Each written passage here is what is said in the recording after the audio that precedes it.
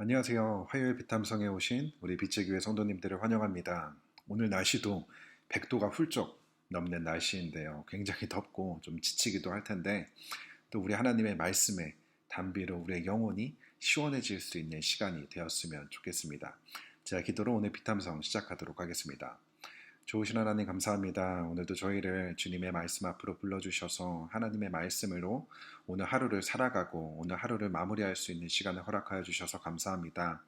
이 시간을 통하여서 하나님에 대해서 우리가 더욱더 우리의 지식이 자라날 수 있도록 도와주시고 우리의 삶의 모습도 주님께서 기뻐하시는 모습으로 점점 더 변화될 수 있는 귀한 시간이 될 수 있도록 이 시간을 사용하여 주시옵소서.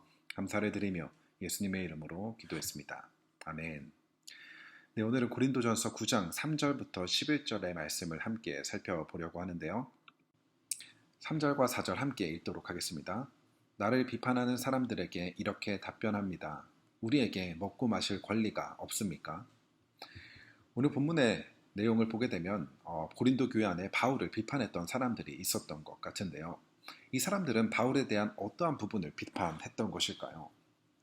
바로 어제 본문에서 이야기했던 것처럼 바울의 사도직에 대한 부분에 있어서 비판을 했었던 것입니다. 그래서 바울은 1절과 2절에서 자신의 사도직에 대한 변론을 했었던 것이고요. 예수님의 공생애를 함께 했었던 12사도와는 달랐던 바울의 과거로 인해서 이러한 의심의 마음이, 이러한 비판의 마음이 생겼던 것 같은데요. 하지만 사도라는 것은 하나님께 부르심을 받은 사람을 이야기하는 것이고 바울은 이방인의 사도로 부르심을 받아 평생을 복음을 전파하는 데 헌신했던 사람이었습니다. 그리고 다른 누구 몰라도 이 사실은 누구보다도 고린도 교회 성도들이 잘 알고 있었던 사실이었습니다. 그럼에도 그런 바울을 비판하고 있었던 것이죠. 그런 고린도 교회 성도들에게 바울은 자신은 사도임에도 사도들이 누릴 수 있는 세 가지 권리를 포기했다라고 이야기를 하는데요. 오늘 본문에서 총 세 가지의 권리, 사도로서 누릴 수 있는 권리를 이야기하고 있습니다. 첫 번째로는 함께 읽었던 4절에 바울은 사도로서 먹고 마실 수 있는 권리, 다시 말해 삶을 누릴 수 있는 권리가 있다라고 이야기합니다. 만약 전도사인 제가 람보르기니를 타고 다닌다면, 만약 우리 오해신 전도사님이 샤넬백을 들고 다닌다면 성도님들의 마음이 어떨까요? 제가 좀 과장해서 이야기를 했지만 예전 한국에서는 목회자들이 당연히 가난하게 살아야 한다는 인식을 많이 가지고 계셨습니다. 그리고 목사는 가난한 게 미덕이라는 생각을 했던 분들도 굉장히 많으셨고요. 하지만 목회자 가정도 평범한 가정이 누리는 삶을 누릴 권리가 있다는 것입니다. 목회자 가정도 외식도 하고 좋은 옷도 사 입고 취미 활동도 할 수 있는 권리가 있다는 것입니다. 하지만 바울은 이러한 먹고 마시는 권리를 포기했다라고 이야기를 합니다. 그리고 이어서 5절을 보게 되면 우리에게는 다른 사도들이나 주님의 동생들이나 게바처럼 믿는 자매인 아내를 데리고 다닐 권리가 없단 말입니까? 두 번째 바울이 포기했던 권리는 바로 가정을 이루고 가정을 돌보며 함께 사역을 하는 권리, 이 권리를 포기했다라는 것입니다. 2주 전에 고린도전서 7장에서 결혼과 독신에 대한 말씀을 좀 나눴는데요. 독신의 은사를 가지신 분들, 그리고 아직 연애를 하지 않거나 아직 결혼을 하지 않으신 분들이 가지고 있는 유익이 무엇이라고 했죠? 바로 하나님의 말씀에 즉각적으로 순종할 수 있는 유익이 있다는 것입니다. 내가 돌아보아야 할, 내가 돌보아야 할 가정이 없기 때문에 이러한 즉각적인 순종을 할 수 있다는 것입니다.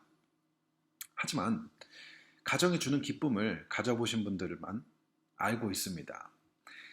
일정 부분 사역을 하는 데에 나의 모든 힘과 에너지를 집중하지는 못할 수 있지만 사역하는 데에 있어서 가정을 통해 많은 힘과 위로를 얻는 것도 사실입니다. 그래서 다른 사도들과 바울도 역시 아내를 두고 사역을 했었던 것입니다. 그렇지만 바울은 그러한 권리가 자신에게도 있음에도 불구하고 자신의 모든 힘과 에너지를 주님의 사역을 위해 사용하기 위해 그 권리를 포기했다는 것입니다. 그리고 이어서 바울이 포기한 마지막 권리를 이야기하는데요. 6절과 7절입니다. 나와 바나바에게만은 노동하지 않을 권리가 없단 말입니까? 자기 비용으로 군에 복무하는 사람이 어디에 있습니까? 포도원을 만들고 그 열매를 따먹지 않는 사람이 어디에 있습니까? 양떼를 치고 그 젖을 짜먹지 않는 사람이 어디에 있습니까? 세 번째 바울이 포기한 권리는 바로 살해를 받는 권리입니다. 바울도 사역 이외에 노동하지 않을 권리가 있다라고 말하고 있습니다. 제가 군 생활을 했을 때 정확히 기억은 안 나지만 일병까지도 제 한 달 월급이 10만 원이 안 됐던 것으로 기억합니다.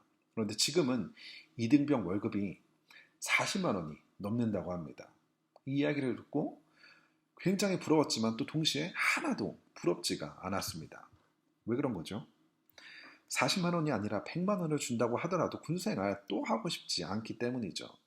그런데 만약 이 군복무 비용을 내가 지불하면서 군복무를 해야 한다면 이건 정말 말도 안 되는 것이죠.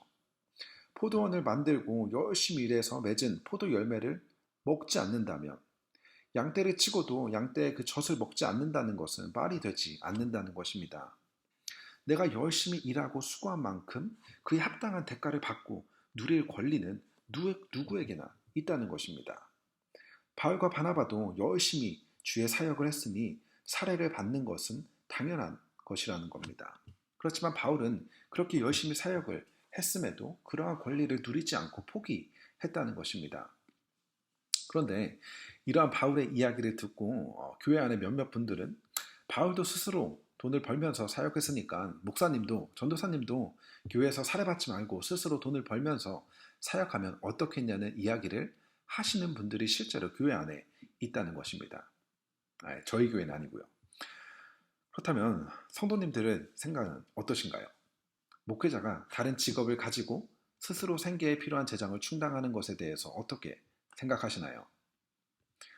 저는 목회자들 마음에 만약 교회가 재정적인 여유가 없다고 한다면 언제든지 사역을 하면서 다른 일을 하면서 생계활동을 할 마음의 준비가 있어야 한다고 생각을 합니다. 하지만 만약 교회가 목회자들에게 재정적으로 사례를 줄 수 있는 상황이라면 목회자가 목회에 집중할 수 있도록 해주는 것이 좋지 않을까라고 생각을 합니다. 왜냐하면 그렇게 될 때 목회자가 더 사역에 집중할 수 있고 성도님들을 양육하는 데에 집중할 수 있다는 것입니다. 다른 일 때문에 하루 바짝 말씀 준비해서 설교하는 것과 일주일 동안 그 말씀을 묵상하고 기도하며 성도님들을 생각하며 그 말씀을 준비하고 설교하는 것에는 차이가 있을 수밖에 없다는 것입니다. 바울도 교회에서 재정적인 도움을 받을 수 있었을 때에는 도움을 받았지만 그렇지 않을 때에는 그 권리를 주장하지 않았다고 오늘 본문에서 이야기를 하고 있습니다. 그리고 바울은 자기에게 이러한 권리가 있다는 것은 인간적인 생각으로 이야기한 것뿐만이 아니라 율법에서도 이러한 바울의 주장을 뒷받침해주고 있는데요. 8절과 9절을 보게 되면은 율법에서도 열심히 일하는 소의 입에 망을 씌워서 그 바닥에 떨어진 곡식을 먹지 못하게 하는 것을 하지 말라고 이야기를 합니다. 열심히 일한 소가 그 곡식을 먹을 것은 마땅히 소가 누려야 할 권리라고 이야기하는 것이죠. 이처럼 바울은 사도로서 성도들에게 영적인 체험을 주었기 때문에 성도들에게 물질적인 사례를 받는 것이 지나친 일이 아니라고 이야기를 하는 것입니다. 그럼에도 바울은 그 권리를 포기했던 것이죠. 오늘 말씀에서 바울은 자기에게 세 가지 권리가 있었다라고 이야기했는데요. 첫 번째는 바로 먹고 마실 권리가 있다고 이야기합니다. 삶을 누릴 수 있는 권리가 있다고 이야기했던 것이죠. 그리고 두 번째로 가정을 이루고 가정을 돌보면서 사역을 할 권리가 있다라고 이야기했습니다. 그리고 마지막으로 따로 일을 하지 않고 사역을 통해서 사례를 받을 권리가 있다라고 이야기를 했습니다. 그리고 이런 권리가 있음에도 바울은 이 권리들을 누리지 않고 포기했다라고 이야기를 합니다. 왜 그런 것일까요? 그 이유는 내일 함께 살펴볼 말씀이지만 12절을 함께 보게 되면 12절입니다. 다른 사람들이 여러분에게 이런 권리를 가졌다면 하물며 우리는 더욱 그러하지 않겠습니까? 그러나 우리는 이런 권리를 쓰지 않았습니다. 우리는 그리스도의 복음을 전하는 일에 지장을 주지 않도록 모든 것을 참습니다.